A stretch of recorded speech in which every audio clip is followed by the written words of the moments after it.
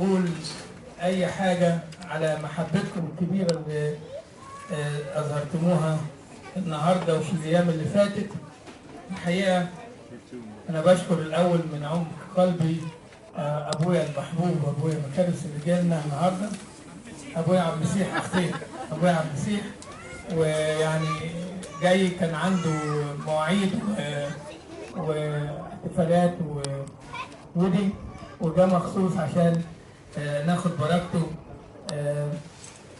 وبشكر صدقوني كمان محبة نيافة الأنبا دانييل بتاع سيدني، ونيافة الأنبا دانيال بتاع الدير، اللي حقيقة إن هم رحبوا بوجودنا هنا في أستراليا في الفترة ديت.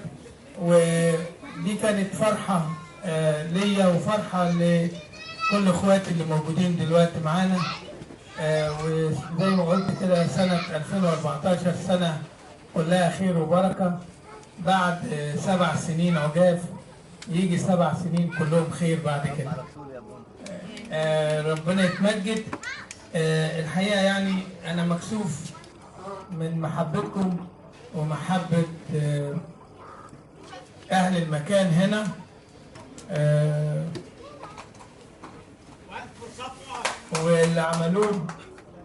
واللي عملوه معانا النهارده أستاذ صفت والمدام ومانويل وجورج وكل اللي تعبوا النهارده بلا استثناء، ووقفوا وتعبوا طول بقالهم 4-5 أيام بيجهزوا في الموضوع ده. ربنا يبارك فيهم ويبارك في حياتهم ويديهم نعمة وبركة كل وقت. لو أنا يعني قلت لكم أنا هاو أي فيل دلوقتي وأنا واقف معاكم، بأمانة أنا يعني قلبي فرحان جدا جدا، وكنت بحلم باليوم إن أنا أكون في سيدني في وقت من الأوقات، وكان بترتيب إلهي ومعجزي إني أكون معاكم في ال10 أيام اللي سيدنا البابا ربنا يطول لنا في عمره سمح إن أنا أكون معاكم في ال10 أيام دول، عشان أنتوا تفرحوا وأنا أفرح إن أنا أشوف إخواتي وولادي اللي كانوا قد كده وبقوا اسمه الصليب بنجوزهم دلوقتي وبيتجوزوا ومعاهم عيال. مش كلنا اتجوزنا ولا هتتجوز عوض الله. مين اللي هيتجوزك يا فندم؟ احنا عرضنا عليك كتير بس انت اللي ما وافقتش. هو اوريدي في بايع. ربنا يبارك حياتكم كلكم.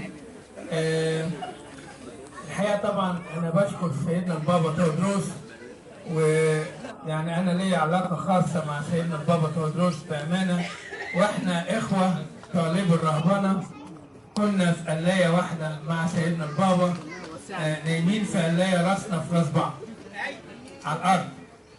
ولما خدنا قلالي بعد شويه سيدنا البابا تودروس خد القلايه اللي فوق وانا خدت قلايه تحت في مبنى هناك اسمه مبنى حرف تي في الدير.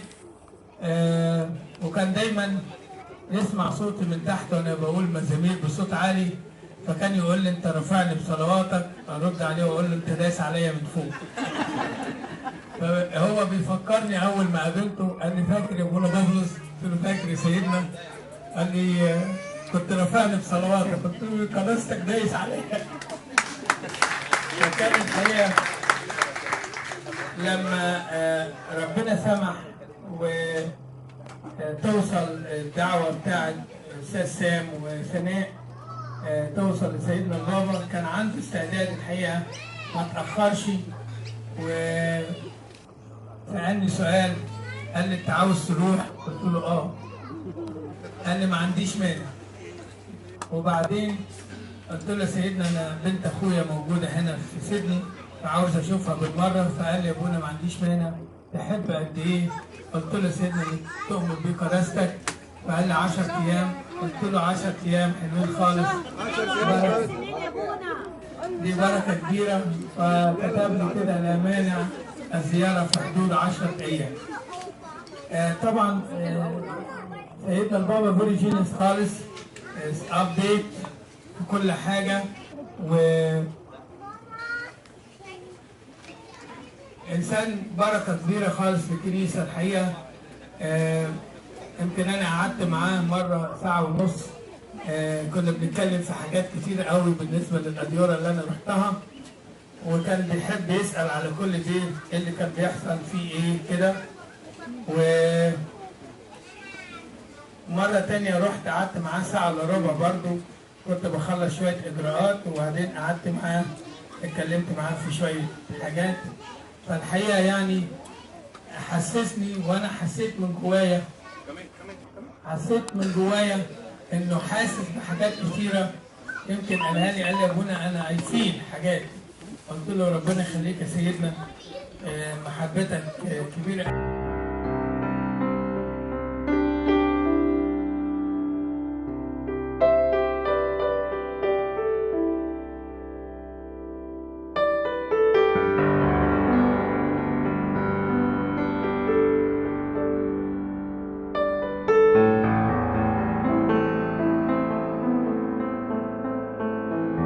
الفترة ديت نروح نخدم في ديرين دير البابا اثناسيوس الرسولي في شمال شرق انجلترا، ودير القديس يوحنا الحبيب في بنسلفانيا في امريكا.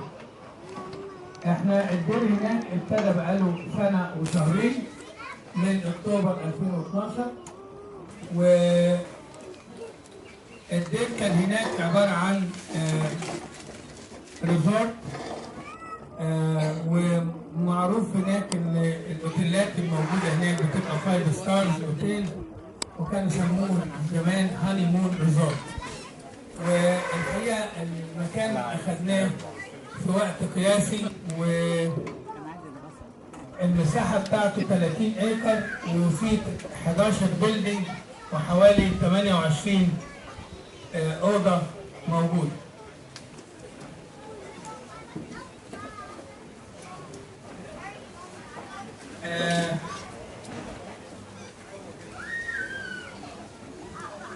طبعا المكان هناك عملنا فيه كنيسه او كنيستين باسم، واحده باسم العذراء واحده باسم انبا بطولس وانبا بولا، وواحده باسم الملاك مخيل. وعملنا بيت خلوه، وشغالين بنوظف في المكان، بنعمل له مينتننس، بنجهزه ان يبقى فعلا يعني دي في المستقبل تعمل له سور وتعمل له بوابه وتعمل له جرس وتعمل له حاجات كتير قوي. فبنعمه ربنا يعني ببركه صلواتكم يكمل العمل هناك. الحقيقه عشان فتره الشتاء هناك فتره صعبه شويه، لان احنا قريبين من كندا، ودرجه الحراره عندنا هناك بيقولوا لي النهارده -25، والثلج نازل والسنو نازل هناك. فبيقولوا لي يعني انت هتيجي تبقى كويس قوي فروزن خالص. خليك هنا يا ابونا شويه عشان خليك هنا شويه ابونا، ايه رايك؟ ان شاء الله المره الجايه برضه هجيلكم في الصيف يعني. ولا تيجي بقى ابونا هو كويس هنا ان شاء الله ربنا يرتب كل خير. استنى للصيف ليه؟ طب احنا ممكن نيجي. ما تستعجلش دلوقتي. طبعا الناس عرفت السكه توصل لسيدنا البابا ازاي. والكل خد الفكره. بيحجزوا دلوقتي. نعم. بيحجزوا دلوقتي. في حجز دلوقتي. بالحجز. وعرفوا الطريق ان هم يقدروا يوصلوا لسيدنا البابا بالايميل، بالتليفون، بالمسج، باي حاجه. وطبعا في ناس ابتدت تحط الموضوع ده في ذهنها قوي وتبعت من دلوقتي. في افراح في مايو، في افراح في جولاي. انا هتجوز نفسي كمان سنتين عشان اطمئن.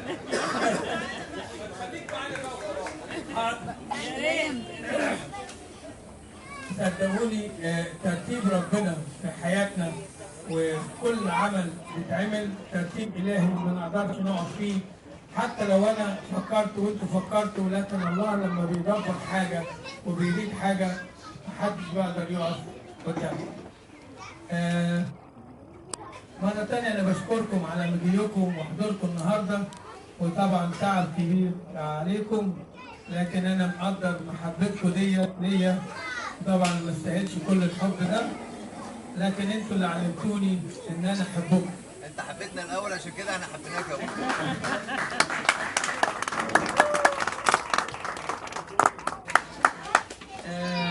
ربنا يبارك في حياتكم ونقضي وقت ان شاء الله مع بعض، ولو في حد عنده اي سؤال ناخد بركته.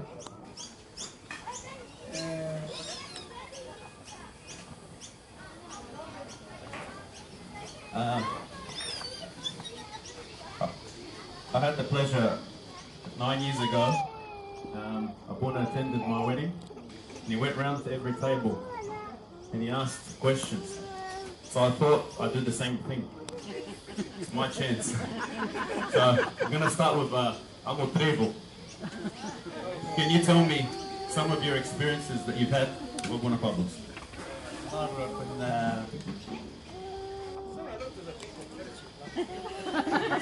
مرة كنا عمالين نلحم المواسير، وبعدين احنا كان طبعا ابونا بطرس ما اعرفش كان بينام امتى. ينام مثلا الساعة 3 الصبح، نلاقيه الساعة 5 الصبح صحي وبردك وشغال يعني. فمرة كنا قاعدين عمالين نلحم المواسير في المبنى الجديد والدنيا ضلمة، ما فيش حد شاف حاجة. وأنا وماجد عمالين نتكلم، وبعدين لقينا طبعا عشان الدنيا ضلمه مش شايفين حاجه، لقينا حاجه سودة كده واقفه جنبنا، فاحنا اتنين رحنا مصرخين. فابونا بابا ايه يا واد انت بابا؟ مالكم بتصرخوا ليه؟ يا ابونا مش كلم، ما فيش حتى حك الشبشب في الارض عشان نعرف النص الجاي. كان مش معقول. ابونا بابا الصراحه له مميزات محدش ما شفناهاش في حد تاني. ابونا بطرس عنده الميزه ان هو بيحسسك ان العالم كله ما فيهوش الا انت. في مكان انت منكم، واي حاجه انت عايزها منه هيعملها لك. وفعلا دي مش حاجه يعني، دي حاجه احنا لمسناها وحاجه حقيقيه.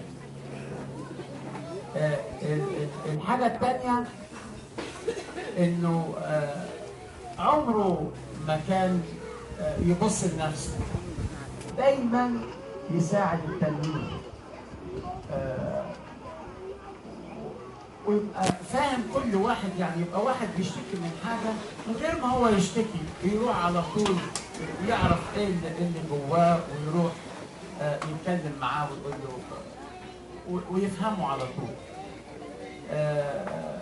زي ما انتم شايفين محبتنا يعني بالنسبة لهذا الإنسان صراحة. أنا كنت بقول يا ريتك يا ابونا ما كنتش جيت ال7 ولا ال10 أيام دول، لأن أنت لما هتمشي إحنا يعني هنبقى الجرح هيرجع تاني صحيح يعني. لكن بنعمة ربنا وبإذن ربنا احنا حاسين ان هو يرجع تاني. أولا احنا بنقول لك ان سيدني دي بيتك وعمرك، البيوت اللي دخلتها واللي ما دخلتهاش ليك فيها، كل البيوت دي ملكك، كل القلوب اللي موجودة هنا دي ملكك. واحنا نشكر محبتك انك انت تعبت وجيت المسافه الطويله دي، وان شاء الله تيجي تاني وثالث ورابع ونشوف قدسك كل مره ونفرح وتفرحنا ونفرح بيك.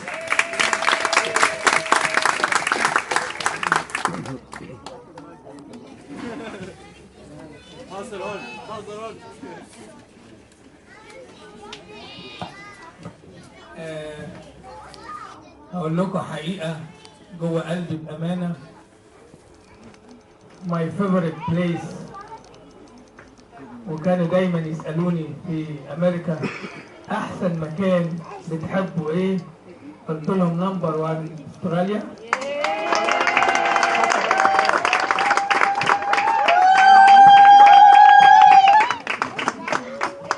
نمبر 2 امريكا، نمبر 3 انجلترا. فبيقولوا لي اشمعنى استراليا؟ قلت لهم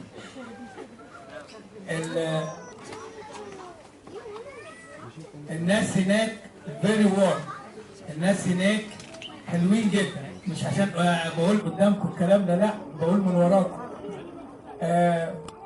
الناس هناك سوشيال وحلوين قوي في استراليا، وتحس بدفئهم وتحس بحبهم. لكن امريكا كل واحد بيجري في حته، وامريكا فيري رش في الموضوع ده. اما انجلترا فهي بارده جدا،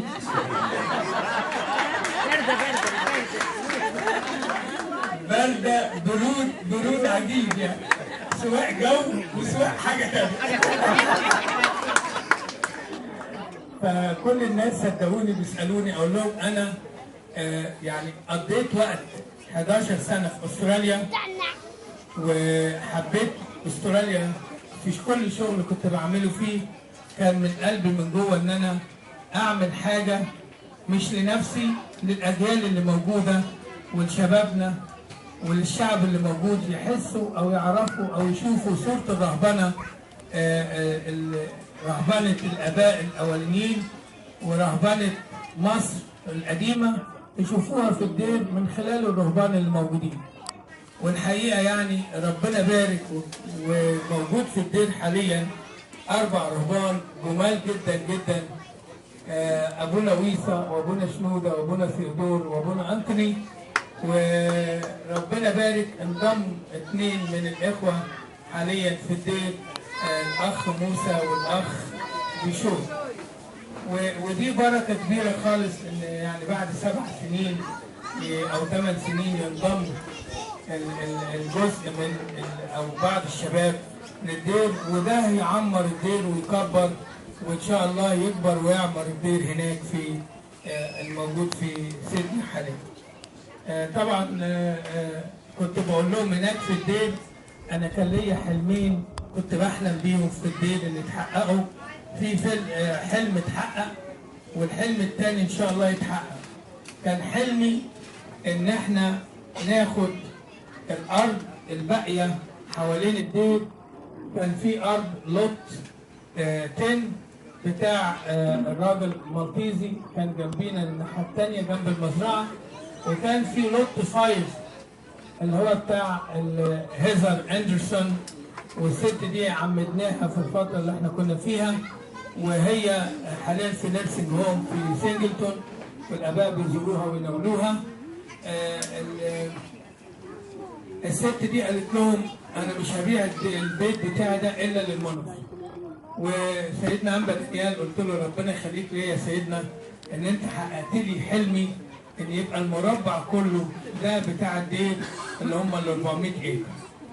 قلت له الحلم الثاني واللي نفسي يتحقق ان يتعمل في الارض الواسعه وانتوا داخلين من الدير على ايدكم اليمين اللي احنا كنا عاملين فيها الخيم بتاع استقبال قداسه البابا. نفسي تتبني الكنيسه الكبيره اللي كنت بحلم بيها بالحاجات اللي فيها. قلت له يا سيدنا ان شاء الله تحقق لي الحلم ده وتتبني الكنيسه ديت، ودي تبقى بركه خالص خالص للمكان. ان شاء الله طبعا كل ده بترتيب ربنا. لما ارجع ان شاء الله ترجع تديها بايدك يا ابوي. ما هو ان شاء الله بمحبتك. ربنا يبارك وربنا يعمل عمله في كل مكان.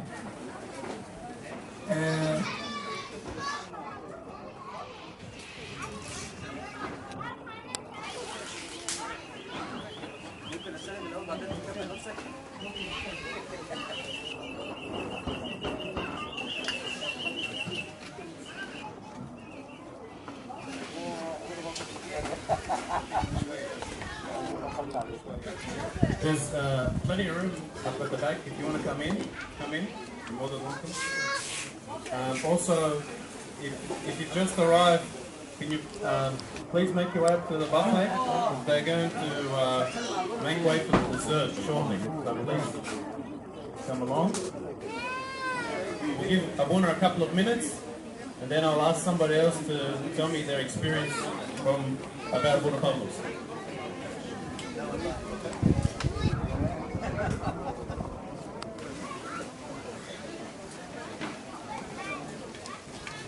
مريان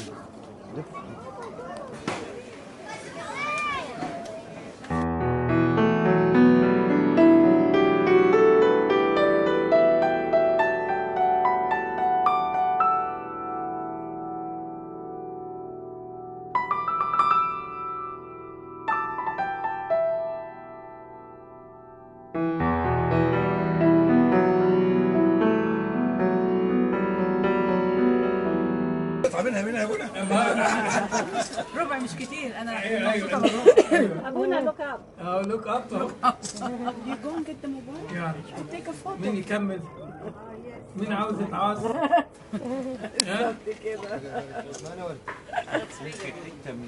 لا look مفيش up. بيت الكلاوي. Abuna, look up once. عايزين من ريش يا ابوي حاضر حبيبي. حاضر يا حبيبي. It's a video. عامة احنا بنقطع ربنا ما يقطع لكمش عادة كل عيد قطاس كنا بناكل مانجا في الدير. وصلنا بعد القداس نقعد نسهر بالليل كده بطيخه ونحط فيها شعر ونعمل مانجا ونضرب مانجا نعمل عصير مانجا عصير مانجا يعني معلش انا اقول لكم معايا واحد هنا مسميه عماد مانجا. ما جاش واقف جنبي اهو. بلاش السكينه وكان بقى المانجا بالليل بقى بتتاكل في الضلمه. ايوه فعينك ما تشوف الا نور. ما فرصه بقى ايوه بتتاكل بقشرها. مانجا لونها رمادي. ابونا بيقطع كويس قوي. برافو عليه. بص منظم جدا جدا ابونا. تسلم ايديك يا ابونا. يا سلام على كده. كل يا واحد سلام. ياخد حق. يا سلام بيقطع مظبوط. بجد؟ يا ابونا. بس ما حدش يقطع عليا.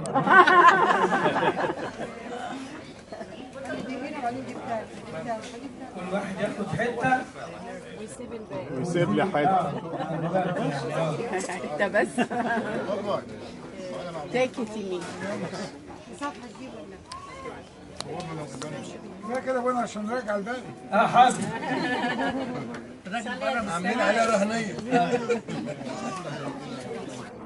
بصوا بقى اللي ياخد بالشوكولاته ياخد بالكريز ياخد. بس في جيلي بكره جوه بس يا بنت يا مجرمه. بلاش يا بنت. انت ما شفتش المفاجاه لسه. تعريقات رجاء. طلع الجيلي منيو. يلا تعال. مين بقى يدخلوا يوزعوا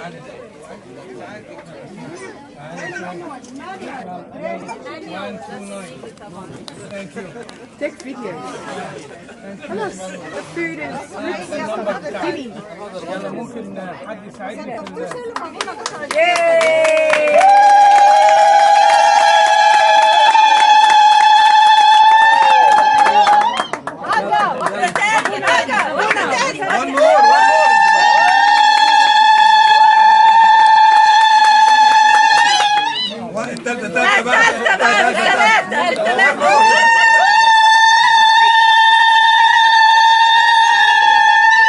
لا مش طويله دي تعال تاني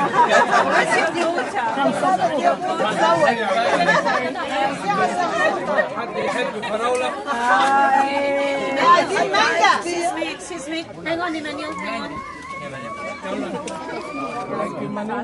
Smile. Hang on. واحدة لوحدك بقى انت وهو بس. Smile. أبونا انت ومنيو. هو اللي تعب اكتر واحد تعب.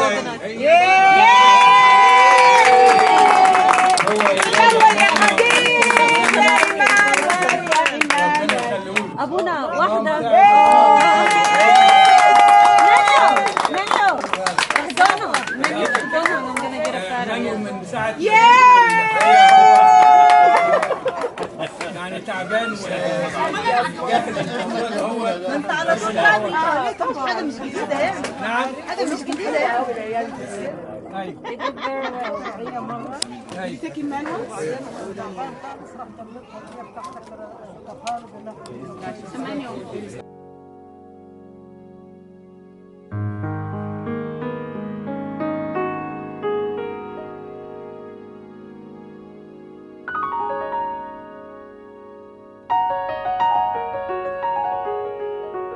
دي مانجا دي عالي العال أما دي شوية مانجا معالي العال كتير في كل مكان في الدين وأخيرا عبد المانجا عنده تحت السرير وطلع بعد القداس سعيد الغطاس كان قاعد ويا عماد وجميع الناس كان قاعد ويا حماد وجميع الناس قال لهم يا اولادي بمناسبه الليله دي انا حاسس عصير مانجا انما عصير مش عادي.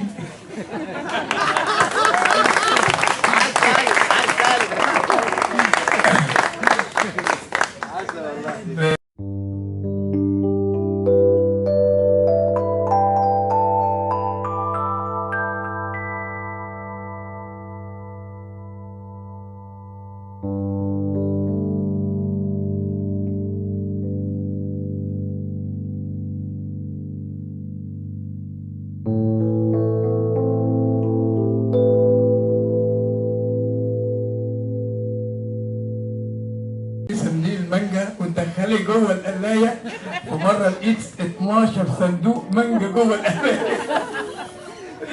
فقلت لهم بصوا انا جالي حساسيه من المانجا فلو سمحتوا طلعوا الصناديق دي عشان خلاص بطلت اكل مانجا بعد كده. انا هقول لكم على موقف المانجا دي وبنت اخويا هنا فاكره الموضوع ده. هو المانجا دي كان لها حكايه وانا كنت صغير 7 سنين.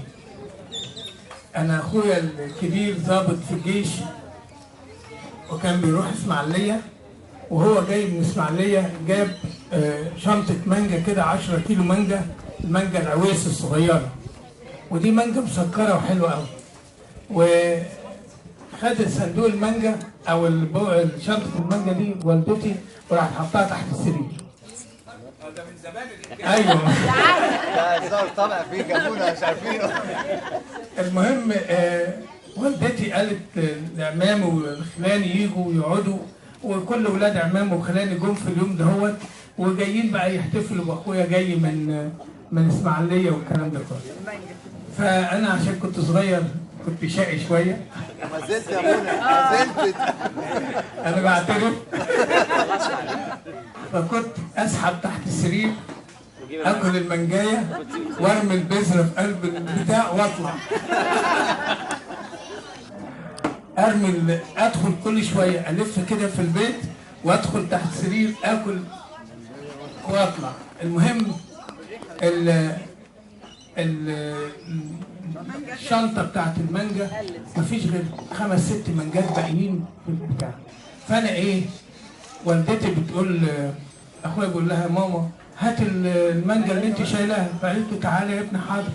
فدخلت تسحب الكيس لقيت الكيس فاضي. قالت له يا ابني انت هتفضحنا يا ابني. قال لها ايه يا ماما؟ قالت له البتاع مفيش غير 5 وحدات.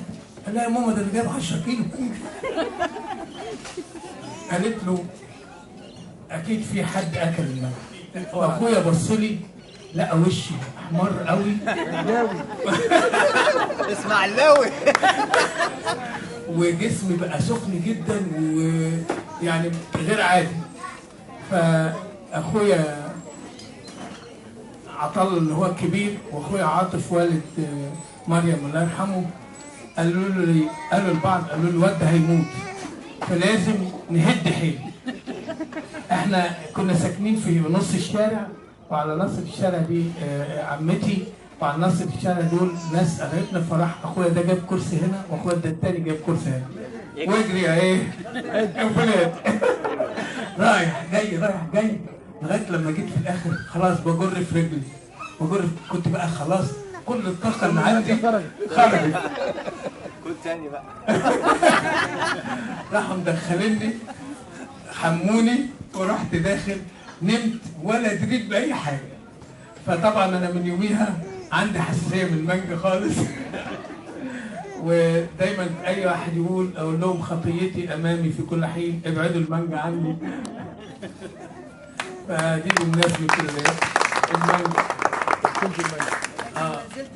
ما زلت بحب المانجا بس بقاوم فيها، بس ضعيف قدامها في بعض الاحيان. لو كلت بالليل مانجا يعني لازم يبقى نشكر ربنا الواحد ايه. في امريكا مانجا ابونا؟ في امريكا مانجا بس مانجا ملهاش طعم. الامريكاني مش هتبقى حلوه. المانجايه كبيره قد كده بس كلها لحم، لكن ملهاش طعم او التيست بتاعت مصر او بتاعت استراليا. يعني انا اقول لكم بخصوص المانجا، انا معايا مانجا خلي بالكم. مانجا امريكاني، مانجا في العربيه مش كده يا روبرت؟ هول باج. الحقيقه يعني الله ينيح روح عم عيد زوج ماما انجيل كان دايما عنده شجره مانجا، وكان لازم ليا 3 مانجات مخصوصين يجيبهم لي مستويين جاهزين. لما نزلت مصر بعتهم لي مصر مع ابونا ويسا وهو نازل ياخد ال3 مانجات. فماما انجيل النهارده جابت لي مانجا، ادتني شنطه بحالها وقالت لي دي المانجا بتاعت كل سنه، بس هي خضراء فانا هحطها لفها ورا الجرايد واحطها تحت السرير برضه. يا دي السرير. كويس ان ملاك شباب صغيرين جنبك. لا نشكر ربنا كنت انا اخر واحد. كده في الحاجات الصعبه دي. الولد ده اسمه مكاريوس. I remember مكاريوس كنت اسميه دايما الطوباوي. تعالى طوباوي.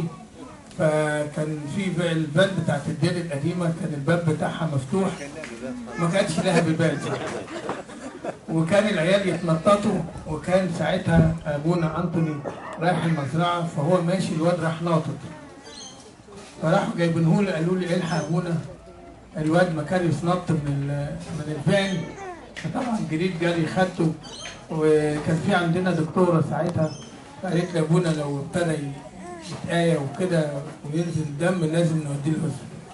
فالمهم بعته المستشفى، وانا طبعا وري جدا كنت عليه وكنت خايف، فقلت بقى يعني عشان بس ما بينش لحد بره ان انا تعبان من جوه عشانه، فدخلت القلايه قلت بقى اطلب من الانبا شنوده الحقيقه وست العذراء تقف عشان ما يحصلش اي حاجه يعني يبقى الديل في ترابل بعد كده.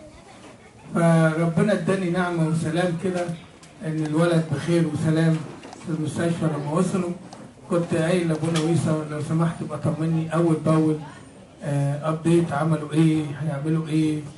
المهم نشكر ربنا الولد راح المستشفى عملوا له انفستيجيشن سريع واطمنوا عليه ان مفيش اي حاجه يعني سيريس و everything is okay.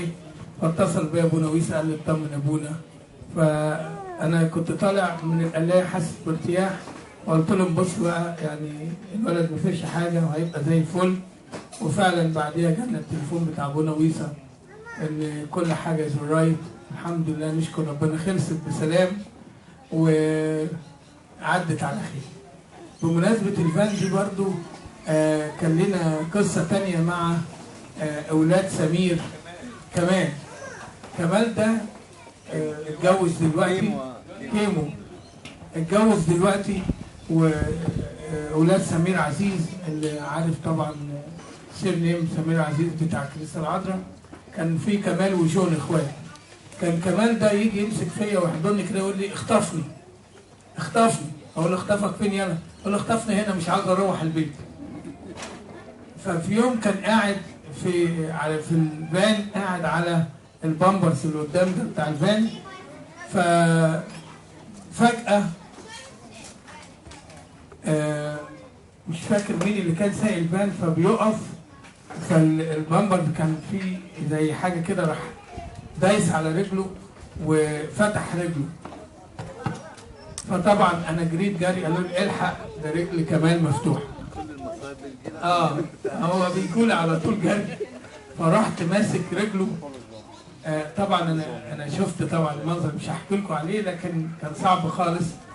فرحت ضامم الرجل على بعضيها وقلت لهم ادوني لا ادوني بس شريط شاش وادوني شويه قطن عشان نوديه المستشفى. نشكر ربنا يعني قفلتها بشاش وقطن ورحت رابطها كويس قوي وضمت الجرح على بعضه، وقلت لابونا خده بقى وصله عشان تتخيط. كان فيري لاقي، والعلامه دي موجوده في رجله لغايه دلوقتي. فيري لاقي ان النيرف بتاع القطع وصل قرب النيرف، ونشكر ربنا يعني ربنا ستر ما وصلش النيرف، فيعني عملوا له خياطه بسرعه، وبصيت لقيته جايبينه ومرجعينه الدير. يا ابني روح. قال لا هرجع الدير تاني. يا ابني حبيب ابوك وامك هيطلعوا عنا. قال لي لا انا هرجع الدير، وفعلا رجع الدير يوميها، ونشكر ربنا بقى راجل دلوقتي اتجوز وهيخلف كمان. دي بركه كانت حلوه خالص. انا اتعودت كمان اقول لكم على حاجه، ان انا قلبي جمد في اي مواقف تحصل في الدير.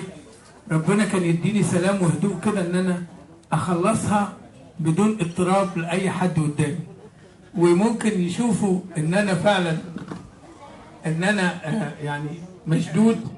بس وانس ان انا بدخل القرايه اقول لأنبا شنوده ريحني، فكان الموضوع يخلص وابقى مطالع مستريح ومطمن للحاجه دي. ودي كانت نعمه من ربنا. الحقيقه الواحد كان بيحب ياخدها دايما من ربنا باستمرار، الهدوء والسلام في المواقف الصعبه اللي ممكن تحصل في اي وقت.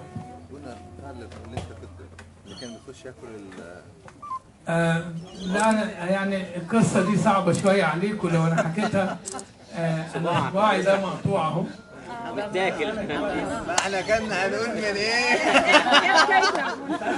طب قول يا ابونا، قول عشان خاطر، قول عشان خاطر، قول يا ابونا عشان خاطر. مين اللي كان صباعك يا ابونا؟ ايه؟ مين اللي كان صباعك؟ وبعدين في قطط كتير يا هاني، خلي بالك. في ناس محدش يعرفونا يا ابونا. لا اكس عليك يا قطه. هاني خلي بالك من صباعك احسن القطه. بص ساعات كتير قوي الست لما تتغاظ من الراجل تعضه. قطه برضه بس اللي بتخرج يا ابونا.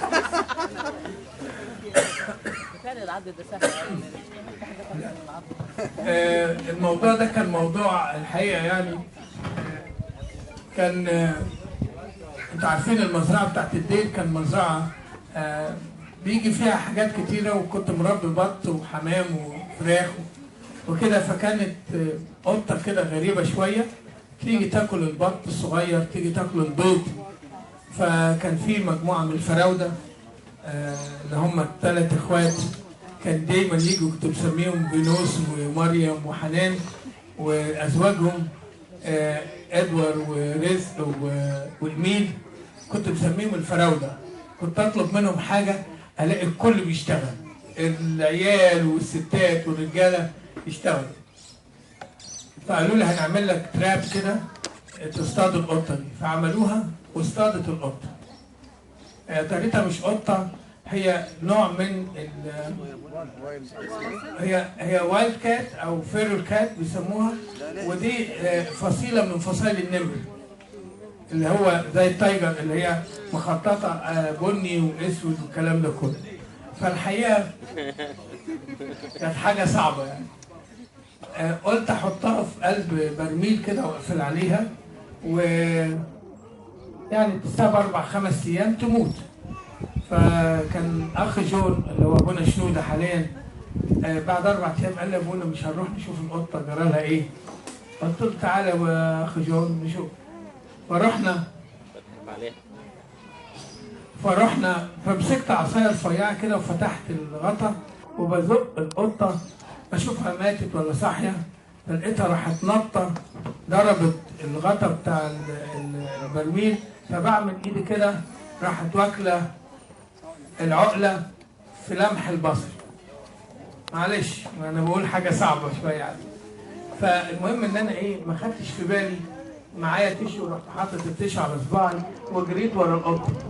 انا ما سبتهاش، مش عاوز اسيبها. لما عملت كده لقيت ايه ببص في صباعي متعور. فبعد ما جريت القطه قلت لابونا الاخ جون، قلت له بص تعالى وديني الدير. كنا جايين بالفان بقى. فرحنا الدير وبعدين قلت له كلم ابونا ويصا خليه ينزل يوديني الهوسبيتال يعني. فدخلت ببص في صباعي مش لاقي العقله اللي هو الضافر فرحنا المستشفى. ابونا ويصا والصليب عليه لما بيسوق العربيه ايوه كله بيقعد في لا هو عمل العربيه امرجنسي امبولانس خلاص. اسم الصليب عليه منور النور وعمل الهزر وكلاكس وهو ماشي. فوصلنا من الدير لغايه المستشفى في وينزر في 35 minutes. فالحقيقه على طول كان طاير لدرجه ان انا في الاشاره بتاع وينزر عمال يدي كلاكس عشان يفتحوا له الطريق. فواحد بيقول له انت ايه يا ستي؟ بتقول لي في ايه؟ قلت لها فيرو الكات. وات؟ قلت لها فيرو الكات. سيبته وجري. الست بديها الميديكير خلاص بصيت لي تاتي جو انسايد كم انسايد كم في ايه يا ستي؟ تعال خش جوه. دخلت جوه نادي هيد كونسلتنت من الدكاتره يشوفوا صباعي. اول دكتوره جت اول شيء قلت لها ريلاكس كل ده وصدقوني ما كان عنده نقطه دم. دمك خفيف. ربنا يخليك. فالمهم راحت ندهت دكاتره ثانيه فجم شافوا الصباع والعقله قالوا لي يعني دول ولي هنشوف.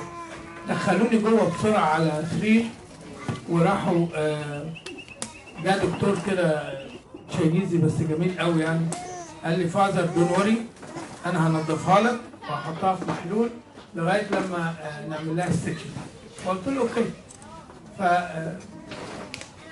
تعرفوا السفنجه بتاعت الحوض اللي هي جزء اصفر وجزء اخضر كده، جابها وجاب محلول وايه وكانه بيصنفر الصباع.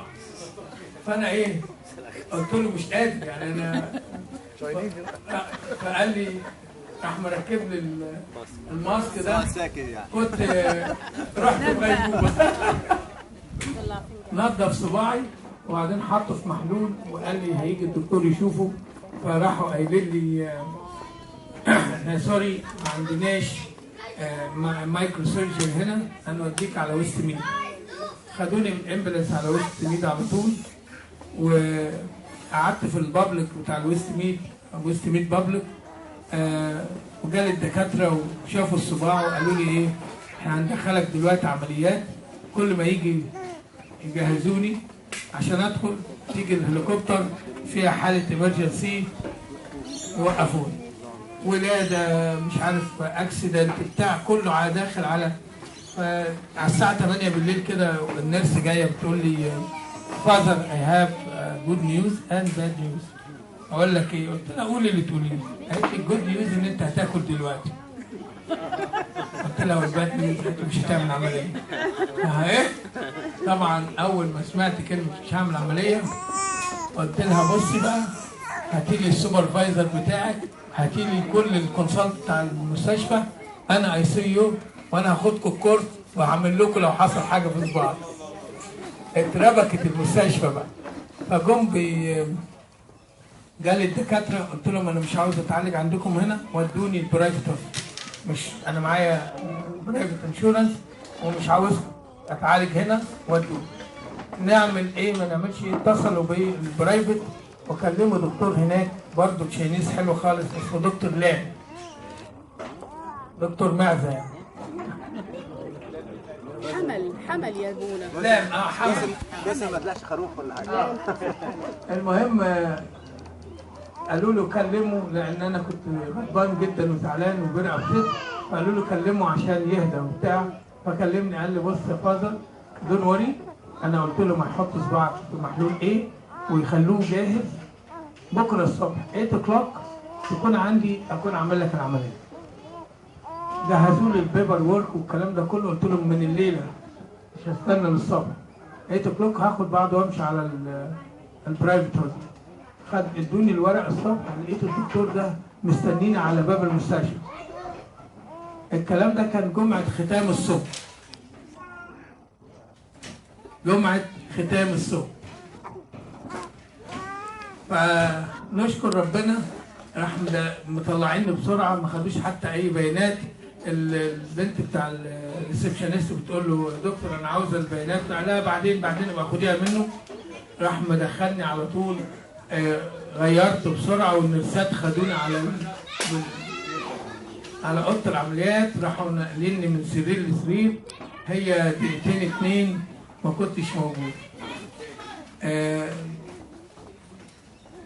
مفروض الدكتور قال لي العمليه دي تاخد ساعه ونص، هي خدت التلاقي خدت 45 minutes بس، وعملها مايكرو سيرجري. اداني 10 غرز في الصباع وقال لي انا شلت الجدر بتاع الضفر عشان ما يطلعش فيبقى فيري هارد، وقلب الجلد من فوق لتحت او من تحت لفوق وخيط، ونشكر ربنا. قعدني يوم السبت وكنت لازم اطلع، فطلعت السبت بالليل لحد عشان احضر حد زعف، قلت له لازم احضر حد زعف. فيوم حد الزعف نشكر ربنا حضرت في الكنيسه، طبعا ايدي مرفوعه وكاني متجبس، وقعدنا 10 ايام.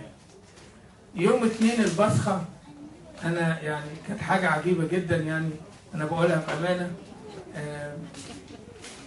كنت نايم الصبح كده بعد البصخه الاولانيه، كانت البصخه من 5 ل7 ودخلنا نمت. لقيت تبقوا عارفين كان عندي ولا الدوج ولا وشيله، لقيت ولا عمال يخبط على الازاز ورا عندي، فطلعت لقيته بيهوهو بطريقه غريبه، فطلعت بره في ايه ولا؟ اتاريت القطه جت وقفت على النخله، نخله زي دي كده، طلعت فوق ومش عارفه تنزل، وهم تحت عمالين يلفوا حوالين الشجره وينطوا على الشجره عشان يحاولوا يجيبوها. لحظه انا كنت واقف مسكت عصايه كده، وقفت بعيد على باب الديل على الحته الكونكريت ديت، وقفت اتفرج. قعدوا يلفوا، قلت جايز بيلفوا على تعبان تحت لا اتاريتهم مستنيين القطه تنزل. نزلت من هنا، قعدوا يلفوا حواليها، دي يعضها من ناحيه ودي يعضها من ناحيه، لغايه لما ولا راحت عضها من رقبتها هنا، وفضلت ماسكاها شويه لغايه لما راحت شايلاها بامانه وانا واقف فوق وجايباها قدامي، وراحت سايباها ومشيت. انا استغربت، يعني انا ازاي عرفت خدت لك حق. طبعا انا رحت اعمل ايه؟ ببص على لا ما انا هقول لك اللي حصل. ببص لقيتها ايه بتفتح عين وتغمض عين، انت لسه صاحيه. انا برضو من ما بخافش بسرعه، فرحت عامل حركه ظريفه قوي، رحت معلق القطه دي ورحت فاتح بقها، وقلت عاوز اعرف هي اكلت العقله دي ازاي. ها؟ وايده موجوعه، ما انا لازم اعرف بجد. فلقيتها اسنانها غريبه قوي، الاثنين اللي فوق كده والاثنين اللي تحت كده، وما بين دول ودول صف اسنان رفيع قوي. فلما نزلت عملت كده على طول زي الخطاط، زي الكماش المقصله طخ. فعرفت ان هي الاسنان دي كانت شارب لدرجه ان هي عملت كده من مره واحده. طبعا قلت لها وانت يعني رحت بقى ايه، طبعا قعدت ابص لجسمها للفرد بتاعها من فصيله النمر الصغير. ناديت ابونا ويصا وناديت ابونا شنوده اللي هو اخ جون، قلت له تعالوا شوفوا القطه دي. فابونا اخ جون قال لي هي دي يا ابونا، هي دي اللي اكلت صبعها، هيمسك منها. المهم رحت ايه حفر لها حفره ورحت دفنها، وانا اي ريمبر المكان بتاعها بالظبط جوه الدين. فاستغربت وقلت ازاي اخطيت، يعني حيوان او كلب زي ده او دوج زي ده يعمل كده ويبقى حاسس او عارف ان دي كانت سبب في اخطأ في ذنب، اخطأ في ذنب. الاكل ثمر فعلا. لا يعني الحقيقه الحاجات دي اوفيه جدا لدرجه رهيبه جدا. حكايه ثانيه برضه حصلت وكان ولا سبب، ان في ولد صغير من الولاد امه حضرت القداس والظاهر سابته يطلع بره، فالولد ساعة القداس احنا كنا بنصلي القداس، الولد طلع الجبل وتاه. الام طالعه من الكنيسه بتدور على الولد، ابونا قاعد الطلط متصور فيه ايه يا ماما؟ قالت لي الولد تاه. تاه فين؟ احنا في القداس. قالت لي هو الولد غفلني وساب وطلع بره. فلما غفلها قلت لها طب بصي يا ماما اهدي بس عاوز تدوروا على حاجه واحده. قالت لي ايه؟ قلت لها شوفي لي ولا فين، شوفي لي ولا فين. قعدوا يدوروا وينادوا على ولا مش موجود. قلت لهم بقى خلاص انا كده عرفت السكه بتاعتي. خدت العربيه فور ويل درايف وطلعت على الجبل من ورا لفوق كده، وقفت على الجبل فوق وانده ولا هو وايه وتسكت، وانا عمال ايه اشوف ايه صدر الصوت فين. مشيت كل ما نادي ولد ترد عليا وانا مش عارف. قعدت نزلت اتريتها الولد نزل في الفالي، ويعني نشكر ربنا ما نزلش تحت قوي. وانا هفكر موني فاكر الفالي يا موني؟ الولد نزل لنص الفالي ده يا موني ولا معاه، فلقيتها واقفه جنبيه ومش راضيه تسيبه. فرحت خدت الولد شلته وطلعته وخدت ولد جت معايا ورحت مركبه وركبت ولد جوه العربيه ورحت نازل بيه. قلت لهم هي وفيه جدا ان كان اي واحد يطلع الجبل او يمشي يروح المزرعه تمشي معاه وتمشي قدامه كانه بتنظف له الطريق وترجع تاني. قلت لهم ديت هي اللي عرفتني فين مكان الولد فوق في الجبل.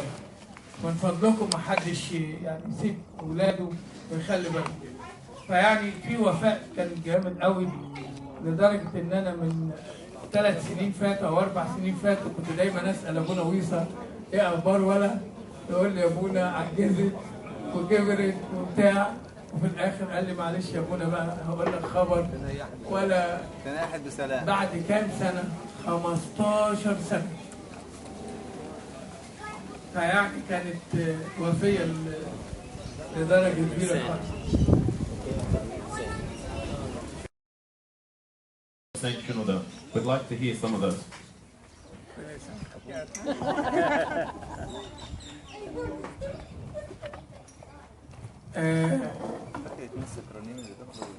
لا ده دول حاجه ثانيه. هقول لك بس حاجه سيريس فعلا. جت واحده للدير هويده بقطر، انا فاكرها مرات رأفت. هويده بقطر، ايوه هويده بقطر. كان معاها 3 ولاد، مانويل وتوني وبول. توني كان صغير فلقيتها جايباها في الثرو ووقفت جنب الشمع بره كده على الشمال وعماله تعيط. في ايه يا هويده؟ لقيت الواد حرارته فوق ال 40 هيموت مني. في ايه؟ خايف عليه ليه؟ مفيش حاجه، مش هيجرى له حاجه. ابونا تعالى اتصرف، خد اهو. حاضر اتصرف، خد اهو. رحت جايب زيت من انبا شنوده ورشمت الولد وقلت لها بصي بقى سيبيه مالكيش دعوه بيه. قالت لي طيب. نص ساعه بصت لقيت الولد ده ناطط من الاسترو وبيرجع وبيجري رايح جاي يلعب ولا كأن فيه حاجه خالص. فجت انا كنت بقى منشغل فوق، قالت لي ابونا. قلت لها في ايه؟ قالت الواد بيجري ويلعب. طب ما مالك مفيش حاجه، درجه حرارته وصلت حاجه و40. قلت لها يا ماما خلاص يعني ده بركه انبا شنوده.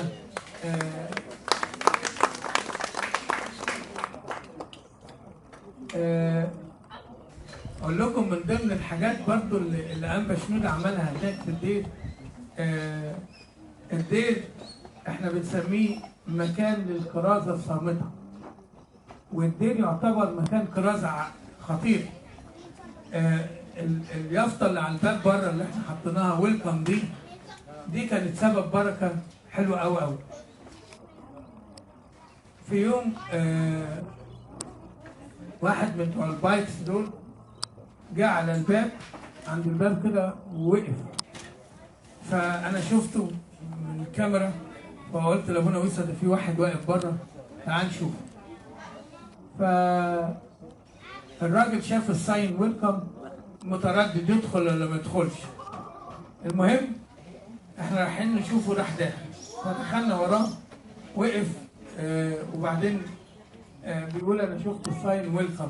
قلنا له تعالى ويلكم. فبيقول له انتوا مين؟ احنا الكنيسه الارثوذكسيه واحنا دير ارثوذكسي وعرفناه بنفسنا. تعالى خد بقى كوبايه شاي اللي كنت بتحب تاكل له. الراجل استغرب فبيسالني ادفع كام؟ قلت له لا احنا الهوسبيتاليتي بتاعتنا ان احنا فري، بنقدم الحاجه دي فري. الراجل ده مشي مبسوط جدا. بصيت لقيت الاسبوع اللي بعده لقيت 10 موتوسيكلات داخلين البيت.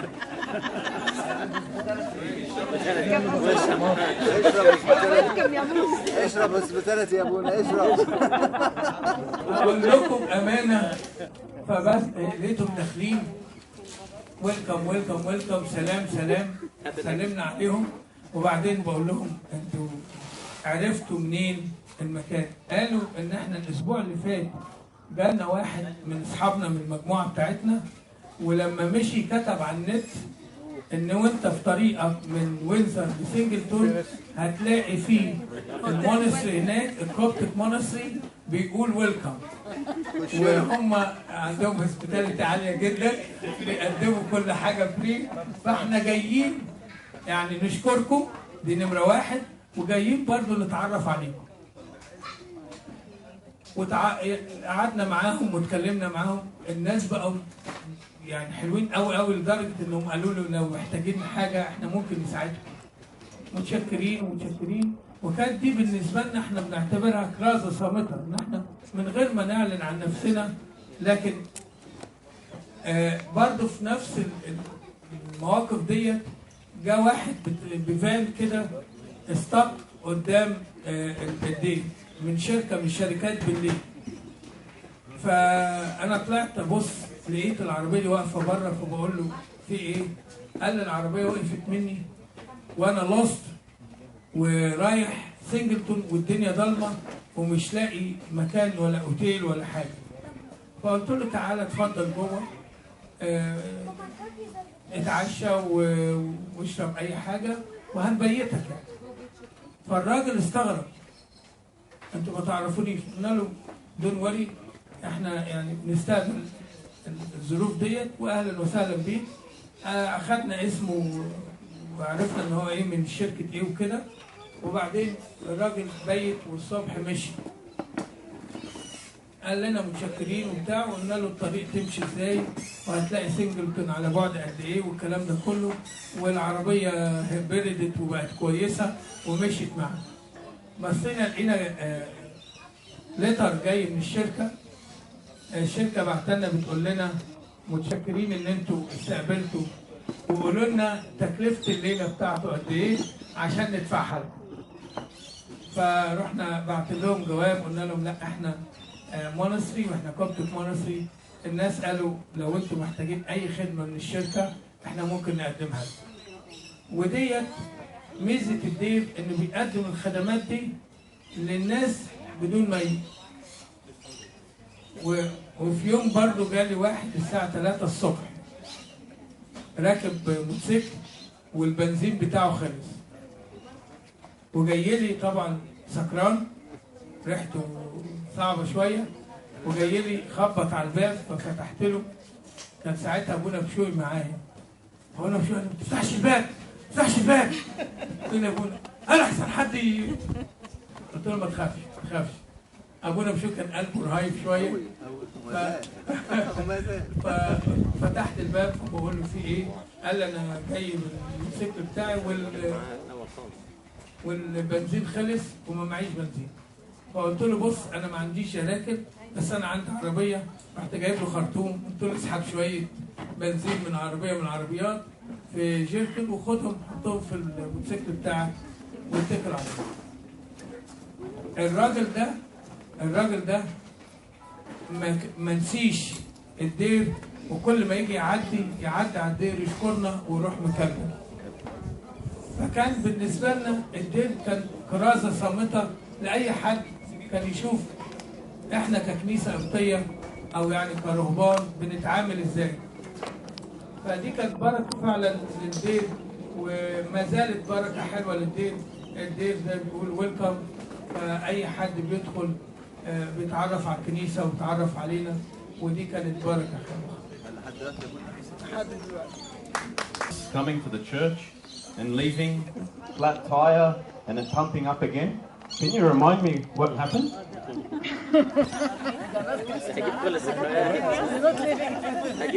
Step by step.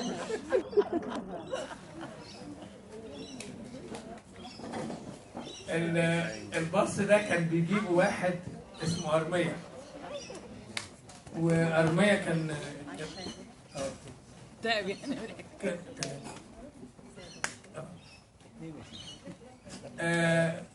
أرمية في مرة جاب باص للدير من أنبا برام ولا من عادلة مش فاكر، وبعدين بصيت قلت له إيه أبونا ما عندكش بامب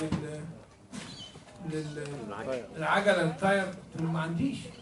كنت بقى لسه الدير في البداية وما كانش. قال لي يا ابونا طب والحل؟ قلت له لا ما تخافش، بركة أنبا شنودة هتوصلوا بالسلامة وهو كده. قال لي يا ابونا مش معقول. قلت له بس مالكش دعوه، بركه انبا شنودة يشتغل معاك وتكمل. دخلنا القداس وطلعنا، بصيت لقيته جاي لي جري. عمال يديك الميكروفون يديك حاجه تشرب. صح كده يا اخي. تريفا يشربها تريفا يقوم بالواجب دلوقتي. فالمهم أرمية دخل القداس ودخلنا القداس وصليت القداس وطلعنا. بصيت لقيت أرمية ايه؟ تعال في ايه يا أرمية؟ قال لي أنا جاي فلات تاير في العربية، تعالى شوف العربية فيها ايه؟ أنا فاكر طبعا إن قال لي بصيت لقيت العربية رجع التاير كما كان ولا كأن فيه فلات تاير ولا حاجة. قلت له يا ابني مش قلت لك أنبا شنودة؟ ودي كانت فعلا أنبا شنودة ملى الطير ورجعهم بسلام. أقول لكم على حاجة ظريفة أوي، كان في عندي شابين أولاد كانوا قاعدين معايا في الدين. الولاد دول كانوا بيحاربوا عاوزين يروحوا بالليل. أبونا إحنا عاوزين نروح. قلت له ما تروحوش، احنا سام ستاف عاوزين نعمله وبتاع، ابونا بليز. قلت له ما تروحوش بليز ابونا معلش احنا عندنا وهنعمل سكيوز يعني. قلت لكم ما تمشوش من الدين. فسكتوا. المهم قالوا لي اوكي. طبعا ايه انا اتلفت رحت كده اعمل حاجه ورجعت، حسيت لقيتهم خدوا العربيه ومشوا لغايه نص السكه عند البترول ستيشن اللي في نص الطريق. عند الكامبينج على الشمال. على الشمال. وصلوا هناك والعربيه بوم. العيال خايفين يتصلوا بيا بالليل. يعملوا ايه؟ واحد منهم اتصل بأهله. قالوا طب اتصل بالدير يجي ياخدوك. قالوا لا احنا خايفين ان ابونا نبه علينا ما نمشيش من البيت. راحوا متصلين بيا. ابونا قلت لهم انتوا فين؟ قالوا لي احنا العربيه فرقعت مننا واحنا موجودين في عند البترول ستيشن. قلت لهم طب خليكم بايتين هناك بقى وانا ما عنديش حد ياخدكم ولا يجيبكم. قلت ارعبهم شويه. اديلهم شويه من اللي عملوه. المهم وهم بيكلموني واهلهم لما كلموني كنت بعت لهم ابونا ويصا يروح يجيب.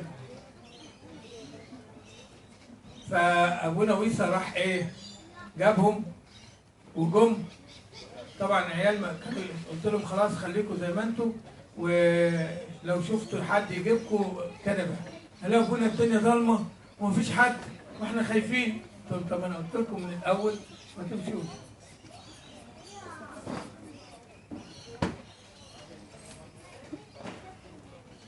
قالوا لي طيب. المهم رحت ايه جابوا ابونا ويصا.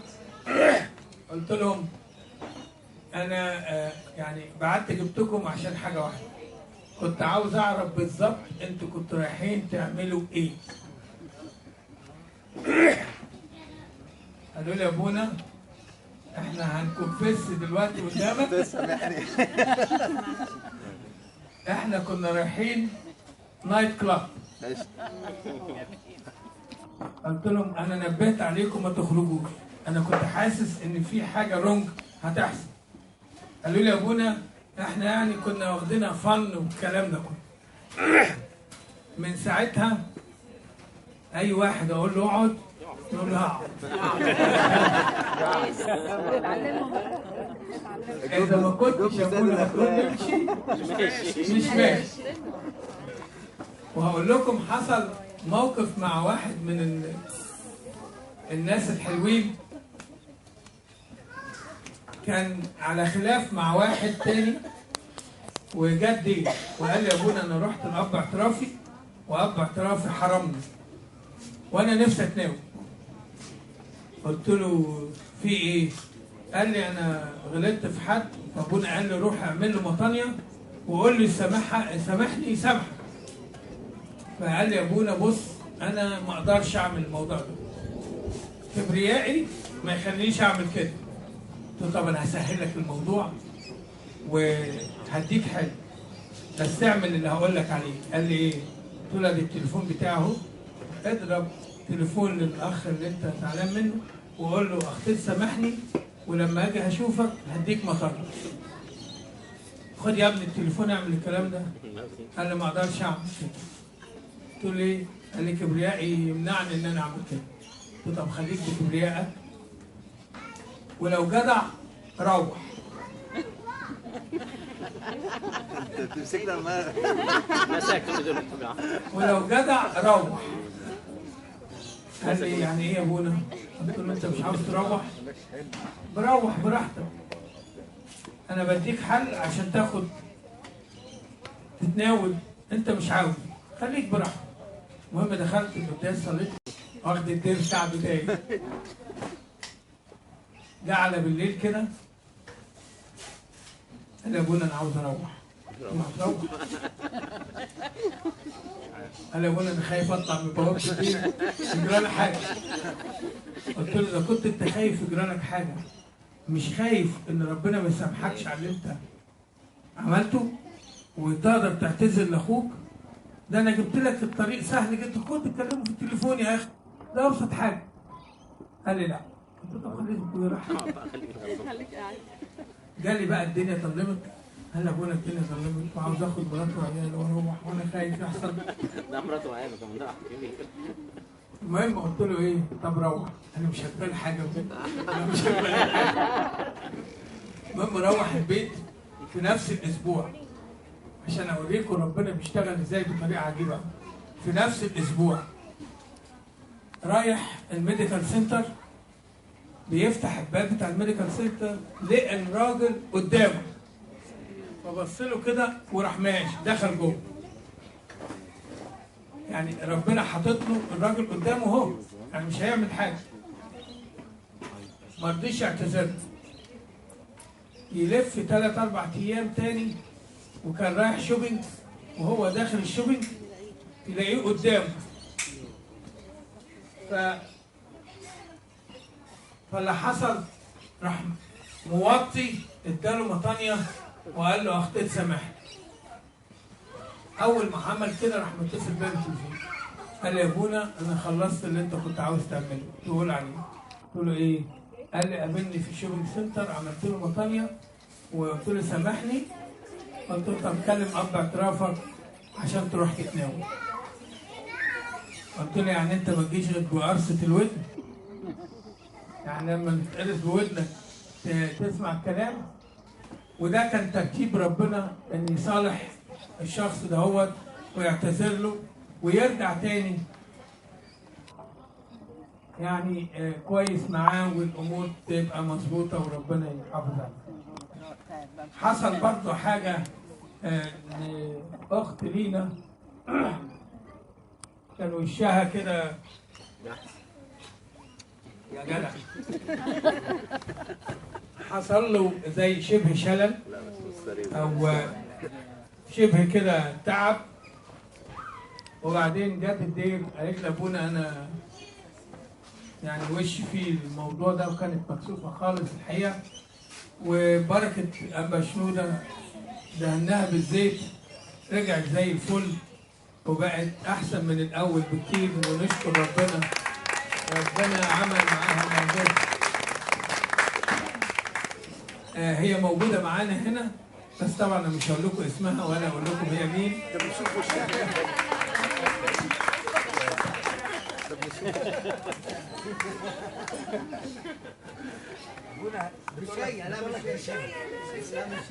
مش انا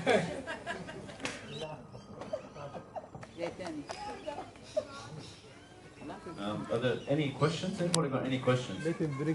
Yes, drink, no worries. I just remind you as well, if you haven't signed the poster, please come and sign it. I don't know where Manuel put it, but it should be around. Came and visited St. Shinor Monastery. خليه يشرب الشاي الاول. هقول لكم على حاجتين حصلوا. زيارة الآباء السواح في دير أنبا شنودة هنا في سيدني، وزيارة الآباء السواح عندنا في دير القديس يوحنا الحبيب في بنسلفانيا. أفتكر الوقت اللي حصل فيه في دير أنبا شنودة هنا رئيس المتوحدين، الكلام ده كان في بداية الدير، كنا رايحين الصبح عشان نصلي قداس، فلقينا المذبح فاطر. واحنا طبيعه اما بنصلي قداس بننشف المذبح ونرتب المذبح، بنحط اللفايف ورا، بنحط البخور على جنب، بنحط الكتاب والمنجليه بتاعت الكتاب على جنب، وبننظم الدنيا. فدخلنا في يوم كنت انا وابونا ويصا نصلي قداس، فاول ما دخلنا لقينا المذبح عليه ميه، وكان معايا الله ينيح روحه في الوقت ده عم نجيب يسا، عم نجيب يسا، ابو بيتر يسا انا فاكر عم نجيب ده اول ما دخل فبص لي كده، قلت له عم نجيب، قال لي نعم. قلت له مش هنصلي قداس على المذبح ده. قال لي ليه، هم جم زارونا؟ قلت له ايوه يا عم نجيب. هو كان راجل بركه خالص يعني في الموضوع ده. قلت له لازم هنصلي بره على المذبح بره او نعمل ترابيزه. جبنا ترابيزه بسرعه وعملنا المسبح بره وجبنا نفايف جديده وجبنا لوح مقدس وحطينا واشتغلنا عملنا قداس بره قدام الهيكل. فالناس كلها لما جت حضرت بتقول ايه اللي حصل؟ قلنا لهم معلش المسبح فاطر، فنصلي على المسبح اللي بره ده. ويعني ما رضيتش بقى اقول ان الاباء السواح جم وعملوا، فابتدى عم نجيب يقول لهم ده الاباء السواح جم زارونا وصلوا معانا قداس او صلوا لنا قداس. الحاجه الحلوه كمان في دير انبا القديس يوحنا الحبيب في بنسلفانيا، والكلام ده كان يوم 6/8/2013. واحنا عندنا كنيسه فوق باسم الملاك وكنيسه تحت باسم القديس انبا انطونيوس وانبا بولا. فمعايا اب موجود اسمه ابونا إيسيزوروس افا موسى. الحقيقه قال لي ابونا لما تيجي نصلي قداس فوق في كنيسه الملاك، قلت له يلا.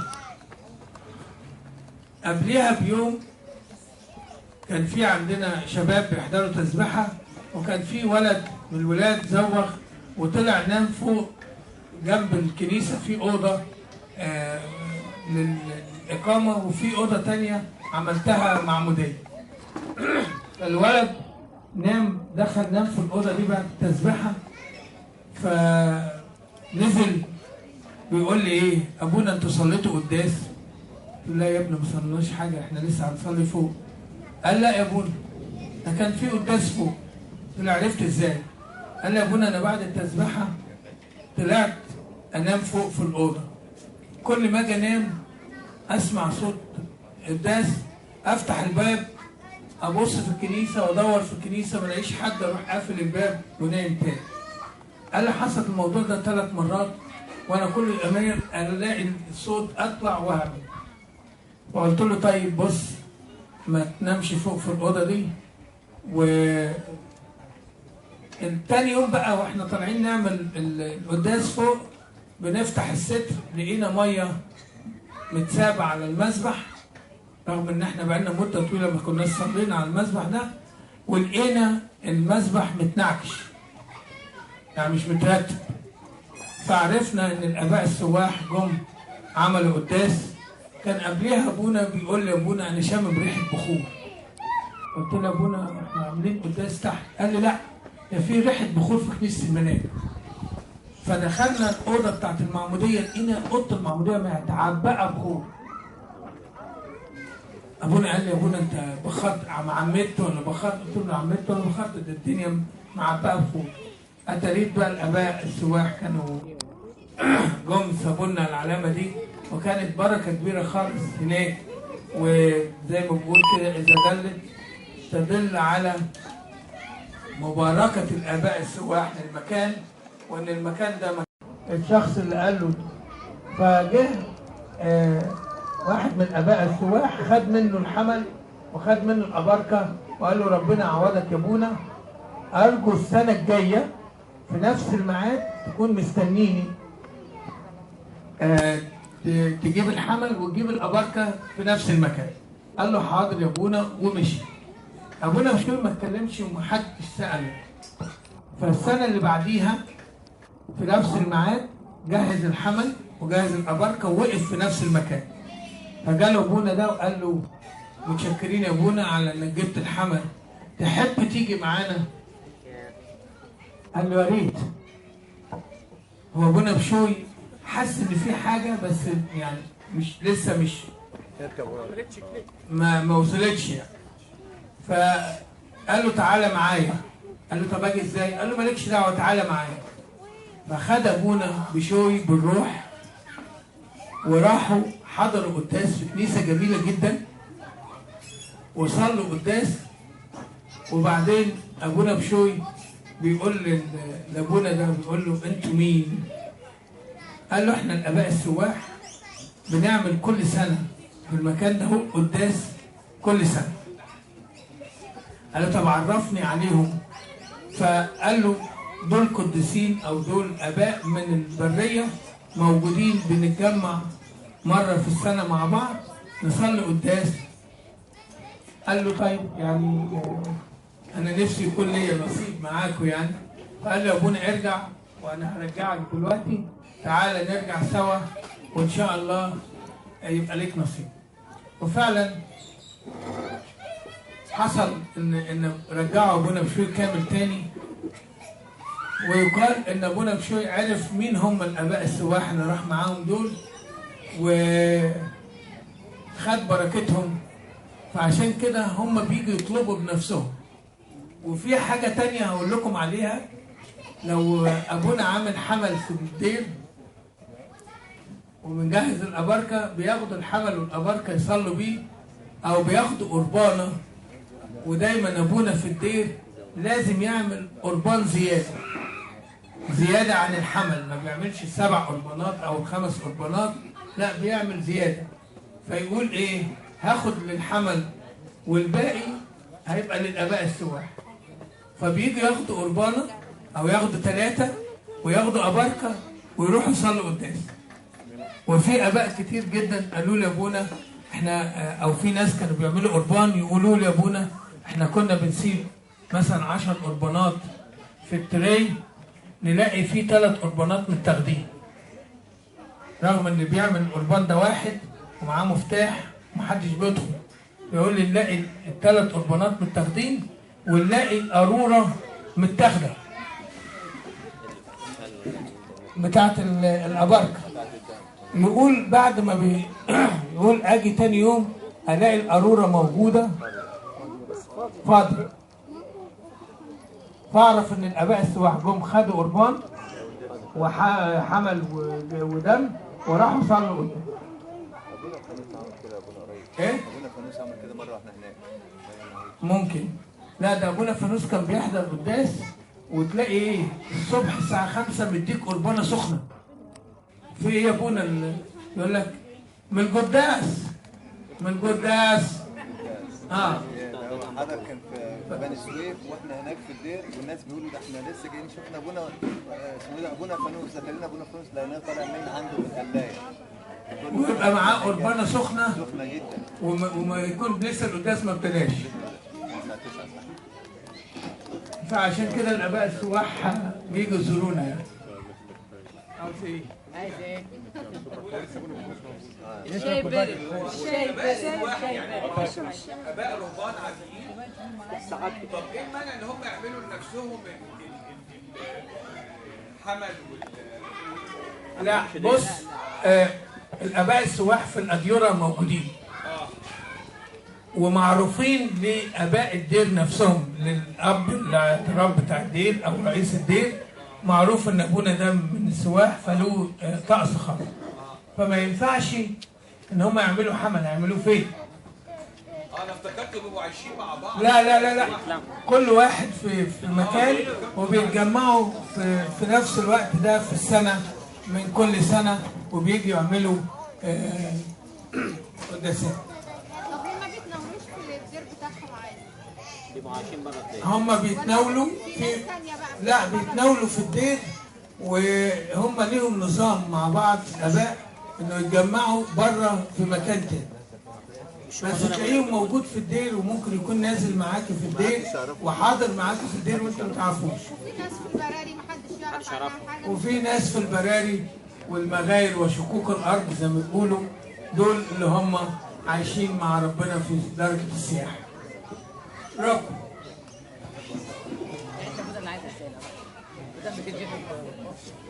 You spoke about youth earlier. I recall a story of young youth, young youth who wanted to go to Tazbeha early in the morning, and he experienced the shock of his life. What was that?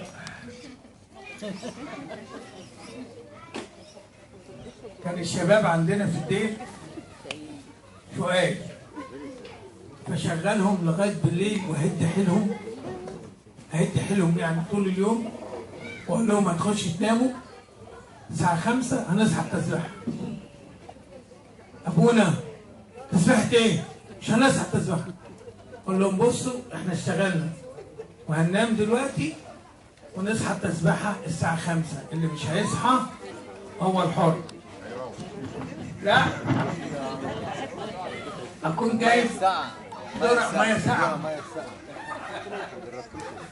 وأدخل 1 2 3 بوم.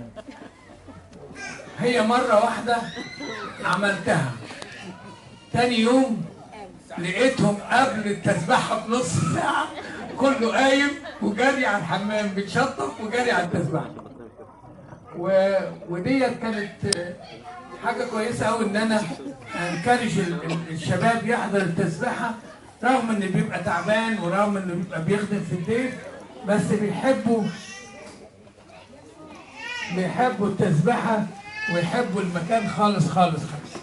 طبعا كلهم بيفتكروا يقولوا لي ابونا احنا مش ناسيين، كل ما تيجي تصحينا وما نصحاش تغرقنا ميه. فعودتهم على كده، هتصحوا يا ابونا اجي لا الاقيهم لو لقيت حد ما جاش التسبيحه يقولوا لي ايه ده نايم. قال لهم طيب يلا هنبتدي التسبيحه واروح اصحيه ميه واجيبه معايا وين. فيعني كويس كده عشان ميه برضه. I heard that there was one youth who went early to Tazbihah, and I don't know how true this is, you have to confirm for me. On his way, where the gate is, he saw Saint Shenouda sort of dip underneath the gate and take off. That's what I heard. Is that true or?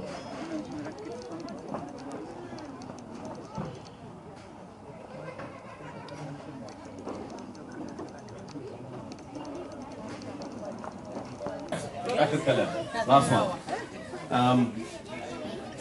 Many of us have seen your love to us, and some of us have contemplated joining the monastic order. Unfortunately, it wasn't God's will. So how can we live a monastic life while we are married and living in the world?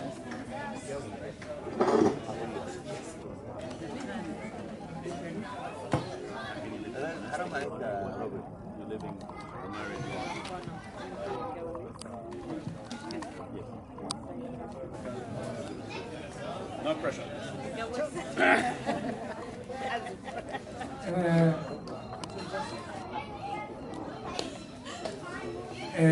روي بيقول لي يعني ازاي تعيش حياة الرهبنة وانت متجوز؟ تسعة ينفع؟ سيب مراتك وامشي. راح دماغك. ممكن اقول اي واحد في حياتنا اي واحد فينا يقدر يعيش حياة الرهبنة، سواء متجوز او سواء كراهب. لكن احنا بنقول كلمة رهبنة يعني ايه؟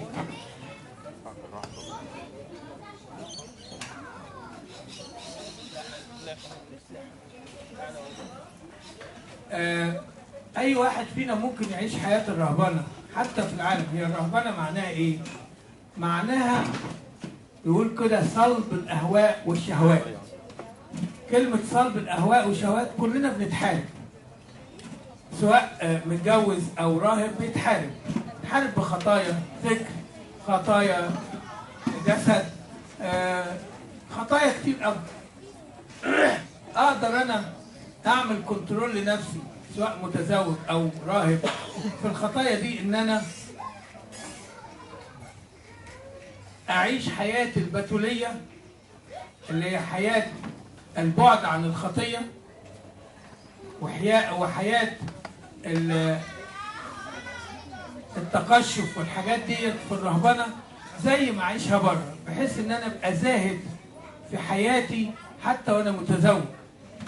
ما بقاش اخطيت يعني بالتعبير البلدي كده اني عاوز اقتني كل حاجة وتبقى في ايدي كل حاجة، ابقى زاهد فيها.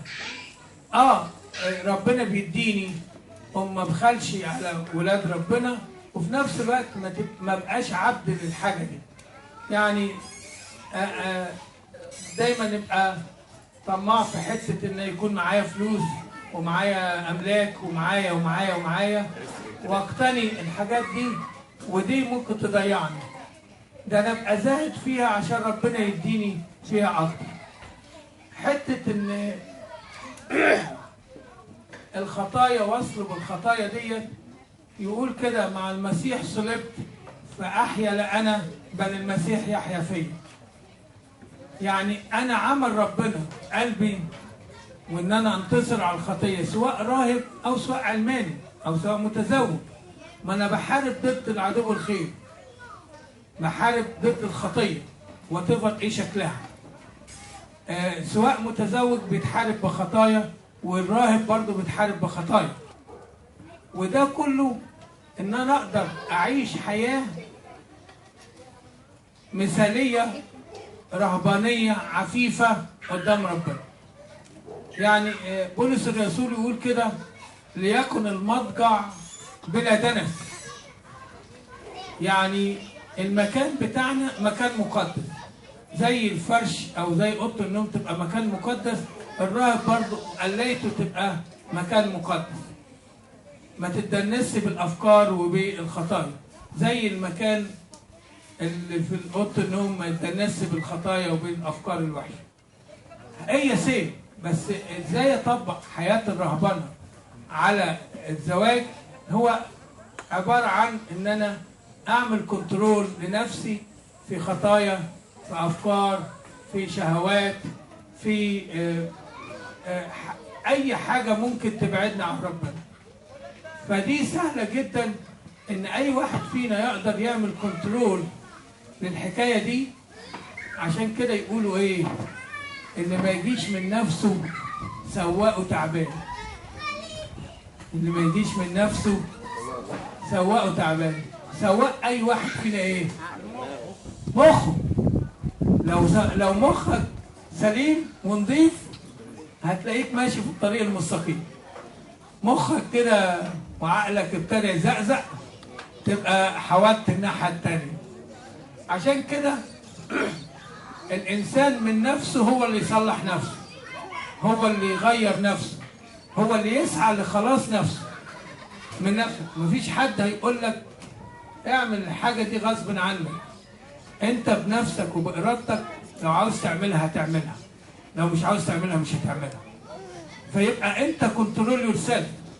عاوز تعيش حياة حلوة هتعيش، عاوز تعيش حياة صعبة وهارد انت اللي بتختارها لنفسك. عشان كده ممكن تعيش حياة الرهبان وانت في العالم وانت متزوج. بولس الرسول يقول ما يمنعش اي حاجة، حتى العلاقة الزوجية علاقة مقدسة، فدي ما تتمنعش. لكن انا اقدر اعمل كنترول لنفسي في حاجات كتير في حياتي، واقدر اعيش حياة الرهبنة وانا متزوج. مش رهبنة بس الجسد، لا، ده رهبنة الافكار ورهبنة الشهوات. هي دي اللي بنقصدها، ازاي اقدر اعيش حياة حلوة مع ربنا وانا حتى في وسط العالم وفي وسط الهيصة اللي موجودة في العالم. اعيش في العالم والعالم